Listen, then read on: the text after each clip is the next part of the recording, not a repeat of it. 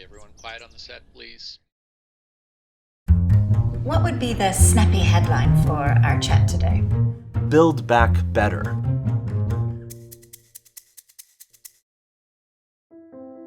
A post-COVID world is one that will look quite different to a pre-COVID world. There are millions of people who are out of work. Economic growth has been smashed. It's a terrible situation. But what we've seen just in the last few weeks is this echo chamber almost of calls from investors, trillions of dollars of assets under management, from leading energy companies, from corporates across the space, from governments, saying we need to take this opportunity, this tragic situation that we have today, to build back better, a green recovery. What do we mean by that? I think oftentimes people muddle up the concept of spending versus investing.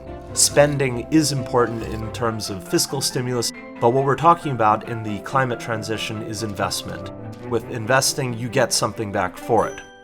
And this is what the Energy Transition Commission is calling for, unleashing massive investment in renewable power systems, boosting the construction sector via green buildings and green infrastructure, supporting the automotive sector while pursuing clean air, and we're talking about cumulative gains from transforming the energy system alone that could reach almost $100 trillion between 2020 and 2050.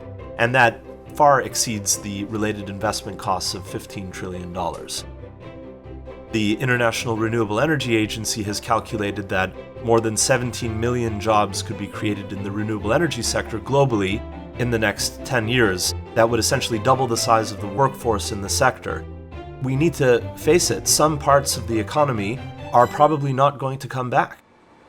Net zero means transformation of heavy industry. It means petrochemicals, it means long-distance transportation, steel and cement and agriculture. These are sectors of the economy that are critical for economic growth that we rely on.